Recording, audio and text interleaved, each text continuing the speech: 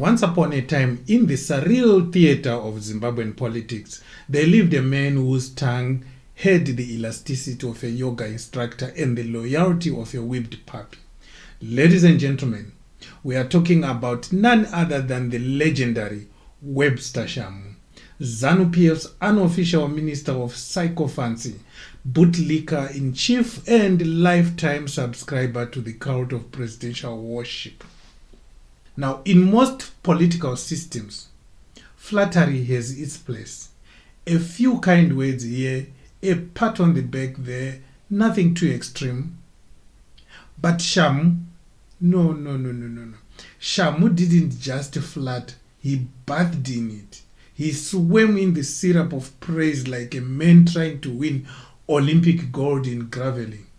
And he didn't do it in the shadows. He did it with microphones, cameras, and an audience like a gospel preacher with nothing but praise for presidents who treated the nation like their personal piggy bank. Let's rewind to the golden days of the late Robert Mugabe, the man whose reign was so long it could be measured in biblical epochs. Enter Shamu, stage left, armed not with policies or developmental blueprints, but with spoons of verbal cremora. Yes, cremora. For the uninitiated, that's a coffee creamer. But to Shamu, it was the most accurate metaphor for Mugabe's greatness. You remember the advert?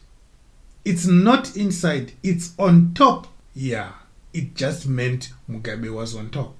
Gushungo, he once declared with all the seriousness of a UN speech, "People say you have cremora, the whole body." Pause. Let that sink in. This is a grown man, a government minister, likening the president to a diary substitute. And it wasn't even about nutrition, it was about omnipresence. According to Shamu, Mugabe wasn't just a leader, he was an ingredient in your tea, a powdery presence in every kitchen cabinet across Zimbabwe. He didn't stop there. In another breathless moment of sycophantic genius, Shamu said that if he had been given a choice before birth, he would have chosen to be born as Mugabe's son. Specifically, he would have loved to be Chatunga's elder brother. "I would have said, that's where I want to be born," he gushed, probably while clutching his chest and gazing wistfully at a portrait of the aging dictator. We are not sure what's worse, the fact that he said it or that he expected applause. Fast forward a few years, and as Mugabe's empire began to crack under the weight of his own delusions, Shamu found himself inconveniently suspended. Alleged loyalty to the wrong faction, Joyce Mujuru's faction, earned him a 3-year time out from ZANU-PF's adult table. But did that stop him? Of course not. Bootlickers like Shamu are survivors. They evolve. Like cockroaches, after a nuclear blast, they find a new host to worship. And so, as the Second Republic dawned under Emerson Mnangagwa, Shamu dusted off his knee pads and got back to work. At a 2015 rally, he went full theater mode, kneeling before Mnangagwa like a man proposing marriage in a Nollywood film. He denounced his former comrades, shouting slogans against those who refused to accept the new dispensation. The problem? The new dispensation was just the old dictatorship in a new suit, but Shamu didn't care. If flattery was the currency, he was ready to pay in bulk. But wait, there's more. Just when we thought the man had peaked with his cremora days, a fresh video hit the internet, reminding us that Shamu's loyalty has no bottom. In this latest viral masterpiece, Shamu calls President Mnangagwa mother. Tachema, tafuga mamai, tamboti mbodonzai, musvike mu2030.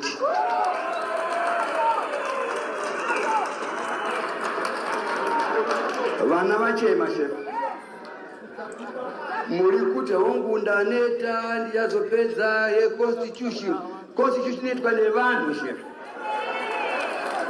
Vanhu vataura, vana vachema, shumba murambo, tinzwirei tsitsi mazvita. Yes, you heard that right. Not father of the nation, not commander-in-chief. He called him mother. Somewhere, Chatunga must have dropped his cremora in shock.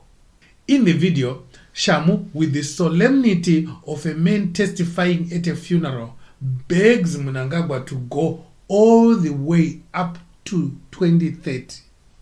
Apparently, 2 terms are not enough. We need to suffer, be led until the end of the next decade.